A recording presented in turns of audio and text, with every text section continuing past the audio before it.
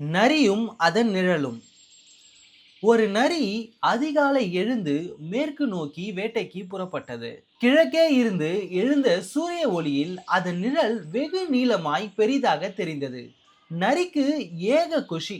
நான் ரொம்ப பெரிய ஆளாக்கும், அதுவும் இந்த காட்டின் ராஜாவாக உள்ள சிங்கத்தை விடவும் பெரியவனாக நான் உள்ளேன் என நினைத்து கொண்டே வேட்டைக்கு சென்றது. செல்லும் வழியில் நரி ஒரு சிங்கத்தை கண்டது. சிங்கமோ சற்று முன்தான் ஒரு மானை வேட்டையாடி அதை உண்ட களைப்பில் மெதுவாக நடந்து வந்து கொண்டிருந்தது. நரியும் தன்னுடைய நிழல் சிங்கத்தை விடவும் பெரியதாக இருப்பதாக நினைத்து கொண்டு சிங்கம் வரும் வழியில் நடந்து சென்றது. சிங்கமும் நரியை ஒன்றும் செய்யாமல் கடந்து சென்றது. நரிக்கோ ரொம்ப சந்தோஷம். நாம் சிங்கத்தை விடவும் பெரியதாக இருப்பதனால்தான் சிங்கம் என்னை கண்டு பயந்து சென்றது என நினைத்து கொண்டு அன்று மாலை தன்னுடைய வீட்டிற்கு சென்றது. மாலை வீட்டிற்கு சென்றதும் நரி காட்டில் உள்ள மிருகங்களை எல்லாம் அழைத்து அனைத்து மிருகங்களும் நரியின் கூட்டத்திற்கு வந்தன. நரி அனைத்து மிருகங்களிடமும் இனிமேல் இந்த காட்டிற்கு நான் தான் ராஜா என்றது. யானையோ இதை நாங்கள் ஏற்க முடியாது என்றது.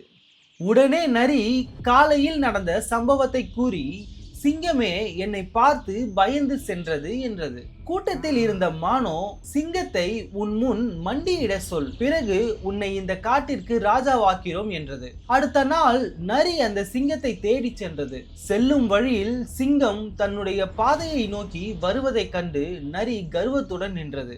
சிங்கம் வந்தவுடன் சிங்கத்தை பார்த்து என் முன்னால் மண்டியிட்டு செல் என்று கூறியது. சிங்கமோ மிகவும் கோபம் கொண்டு தரைக்குறைவாக பேசிய நரியை பார்த்து உன்னை மன்னித்து விடுகிறேன், உடனே இங்கிருந்து செல் என்றது. நரியோ சிங்கம் தன்னை கண்டு பயந்து விட்டது என நினைத்து முடியாது என்று பதில் கூறிக்கொண்டே தன்னுடைய நிழலை பார்த்தது. அது மதிய நேரம் என்பதால் நிழல் உண்மையான அளவில் இருந்தது.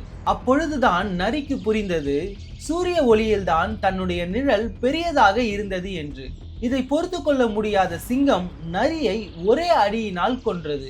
நீதி முட்டாள்தனமாக பெரிதாக யோசித்தால் அதற்கான இழப்பும் பெரிதாக இருக்கும்.